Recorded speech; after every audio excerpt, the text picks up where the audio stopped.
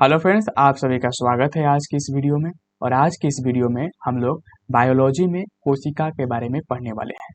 यह जो वीडियो है यह एनसीईआरटी सार संग्रह से लिया गया है और जो कि महेश कुमार वर्णवाल के द्वारा लिखा गया है।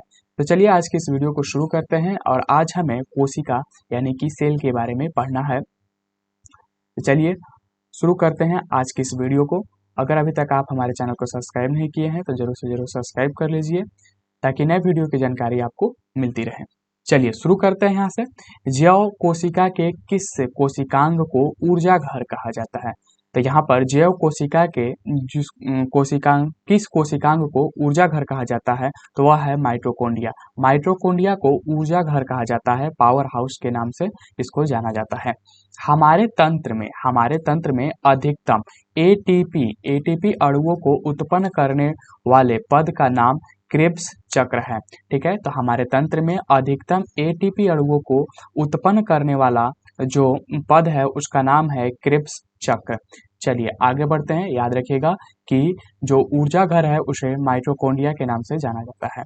माइटोकॉन्ड्रिया को ऊर्जा घर के नाम से जाना जाता है बल्कि। चलिए आगे बढ़ते हैं। प्लाज्मा, ठीक है, प्लाज्मा झिल्ली किन पदार्थों से बनी होती है? तो जो प्लाज्मा झिल्ली होती है वह प्रोटीन और लिपिड से बनी होती है। ठीक है, जो प्लाज्मा झिल्ली होती है वह प्रोटीन तथा लिपिड से मिलकर बनी होती है। मानव शरीर के किस अंग में लसिका कोशिकाएं पाई जाती है?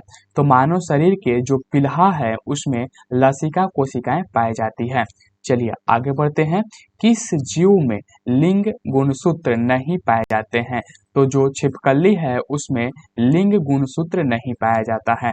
ठीक है, लिंग गुणसूत्र जो है छिपकली में नहीं पाई जाती है। आगे बढ़ते हैं।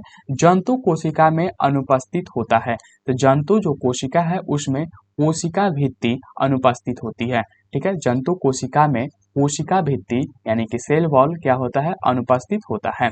आगे बढ़ते हैं। पिटमिंड कहाँ पाई जाती है? तो पिटमिंड जो है वह अंडाशय में पाया जाता है। पिटमिंड अंडाशय में पाया जाता है। प्रकर्मित कोशिका मृत्यु प्रोग्राम्ड सेल डेथ के कोशिकीय और आणविक नियंत्रण को क्या कहा जाता है? ठीक है, क्या कहते हैं इसको? एपोप्टोसिस कहा जाता है। ठीक है, इसे एपोप्टोसिस कहा जाता है। चलिए आगे बढ़ते हैं।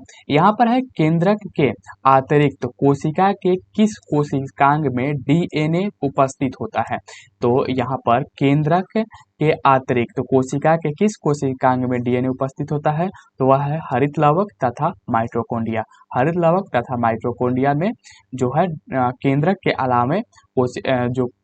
के अलावा डीएनए उपस्थित होता है। चलिए आगे बढ़ते हैं। किसे कोशिका की पाचन थैली कहते हैं? तो लाइसोसोम को कोशिका की पाचन थैली कहते हैं। लाइसोसोम जो है उसको कोशिका की पाचन थैली कहते हैं। आगे बढ़ते हैं। यहाँ पर है कि मनुष्य के किस ऊतक में जन्म के पश्चात कोशिका विभाजन नहीं होती है? तो यहाँ पर मनुष्य के तंत्रिका ऊतक में जन्म के पश्चात कोशिका विभाजन नहीं होता है। चलिए आगे बढ़ते हैं कि कौन सा भाग पादप तथा जंतु कोशिका में पाई जाता है? तो यहाँ पर है कोशिका झिल्ली, कोशिका द्रव और केंद्रक। यहाँ पर कौन सा भाग आपसे पूछा जा रहा है कि जो पादप तथा जंतु कोशिका दोनों में पाया जाता है? तो एक है कोशिका झिल्ली, दूसरा है कोशिका द्रव और तीसरा है केंद्रक। ये दोनों में पाया जाता है। चलिए आगे बढ़ते हैं। यहाँ पर है कि हाइपरप्लासिया का क्या अर्थ है? तो हाइपरप्लासिया का अर्थ है कोशिका के आकार में वृद्धि होना। कोशिका के आकार में वृद्धि होना हाइपरप्लासिया कहलाता है। ठीक है, हाइपरप्लासिया का अर्थ है कोशिका के आकार में वृद्धि होना। जीन शब्द सर्वप्रथम किसने प्रतिपादित किया? तो जीन शब्द का सर्वप्रथम प्रतिपादन जॉनसन ने किया था। ठीक है, जीन शब्द का सर्वप्रथम प्रतिपादन जॉनसन के द्वारा किया गया था। आगे बढ़ते हैं। रिवर्स प्रतिलेखन की खोज किसने की थी? तो रिवर्स प्रतिलेखन के जो खोज हैं वह है खोज करने वाले हैं टेमिन एवं बाल्टीमोर। ठीक है, टेमिन एवं बाल्टीमोर जो है वह रिवर्स प्रतिलेखन के खोजकर्ता हुए। चलिए आगे बढ़ते हैं। जब एक युग्म जीन दूसरे इकाई के प्रभाव को छुपाता है तो इस प्रक्रिया को क्या कहते हैं? यहाँ पर है कि जब एक युग्म जीन, ठीक है, एक युग्म जीन दूसरी इकाई के प्रभाव को छुपाता है तो इसे प्रभाविता कहते हैं, ठीक है, इसे प्रभाविता कहते हैं। चलिए आगे बढ़ते हैं।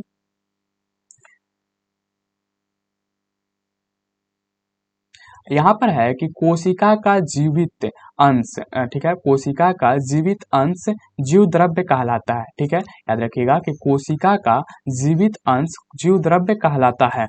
यह किससे मिलकर बनता है, यानी कि जीव द्रव्य किससे मिलकर बनता है? तो यह कोशिका द्रव्य और केंद्रक द्रव्य से मिलकर बनता है। जो जीव द्रव्य है वह कोशिका द्रव्य और केंद्रक द्रव्य से मिलकर बनता है और इसको कोशिका का जीवित अंश कहा जाता है। चलिए आगे बढ़ते हैं। कौन सा कोशिकांग प्रोटीन संश्लेषण में सहायता करता है? तो यहाँ पर जो राइबोसोम है, राइबोसोम वह प्रोटीन संश्लेषण में सहायता करता है। चलिए आगे बढ़ते हैं। मानव शरीर में गुणसूत्रों की संख्या कितनी होती है? तो मानव शरीर में गुणसूत्रों की जो संख्या है वह 46 होती है। चलिए आगे बढ़ते हैं। कौन सा तत्व पौधे की कोशिका भित्ति की संरचना का घटक है? तो जो कैल्शियम है, कैल्शियम जो है वह पौधों के कोशिका भित्ति की संरचना का घटक है, ठीक है। कोशिका भित्ति की संरचना का घटक कौन सा हुआ? कैल्शियम हुआ। सबसे छोटी जीवित कोशिका कौन सी है? तो सबसे छोटी जीवित कोशिका जो है उसका नाम है माइकोप्लाज्मा, ठीक है। माइकोप्लाज्मा जो है सबसे छोटी जीवित कोशिका है। सबसे छोटी जीवित कोशिका कौन है? तो वह है माइकोप्लाज्मा।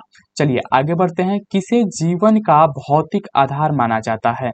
तो जो जीव द्रव्य है उसे जीवन का भौतिक आधार माना जाता है। आगे बढ़ते हैं। कौन सा कोशिकांग केवल वनस्पति कोशिका में ही उपस्थित होता है? तो यहाँ पर जो हरित लवक है, हरित लवक यह केवल वनस्पति कोशिका में ही उपस्थित होता है। आगे बढ़ते हैं।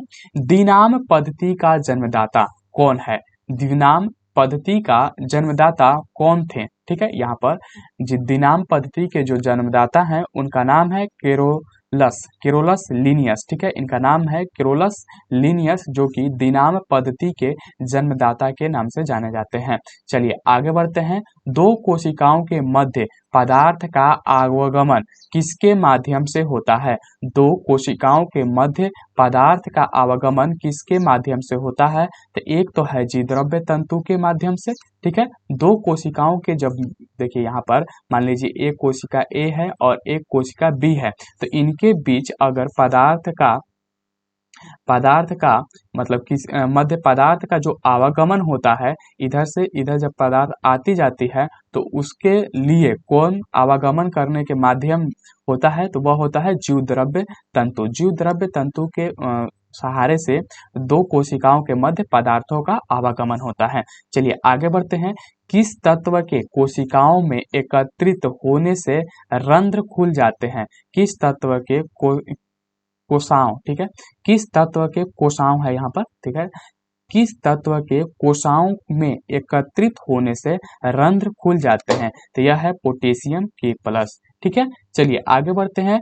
किस कोशिकांग को ट्रैफिक पुलिस की संज्ञा प्रदान की गई है? तो ट्रैफिक पुलिस की जो संज्ञा प्रदान की गई है वह गोल्जी काय को किया गया है, ठीक है। गोल्जी काय को ट्रैफिक पुलिस की संज्ञा प्रदान की गई है।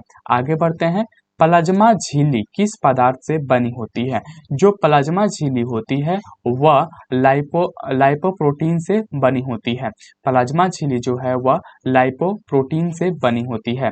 प्लाज्मा झिल्ली की संरचना का यूनिट जो होता है वह मेम्ब्रेन मॉडल किसने प्रस्तुत किया था? ठीक है, तो प्लाज्मा झिल्ली की संरचना का जो यूनिट मेम्ब्रेन मॉडल किसने प्रस्तुत किया था ये आपको बताना है। तो उनका नाम था रॉबर्टसन, जो कि सन 1965 में इसको जो यूनिट मेम्ब्रेन मॉडल है उसको प्रस्तुत किया था।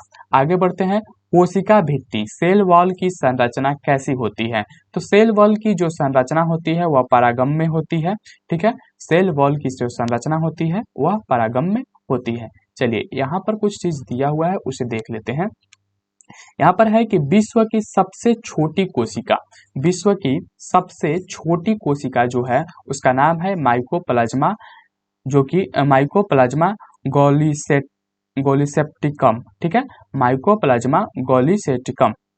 चलिए आगे बढ़ते हैं। विश्व की सबसे बड़ी कोशिका शुतुरमुर्ग का अंडा है, ठीक है, विश्व की सबसे बड़ी कोशिका क्या है? शुतुरमुर्ग की अंडा है। आगे बढ़ते हैं। मानव शरीर में सबसे छोटी कोशिका, मानव शरीर में सबसे छोटी कोशिका सेरिबेलम की ग्रेन्यूल सेल है, ठीक है, सेरिबेलम की ग्रेन्यूल सेल जो है वह मानव शरीर की सबसे छोटी कोशिका है, ठीक है, मानव शरीर की सबसे छोटी कोशिका है।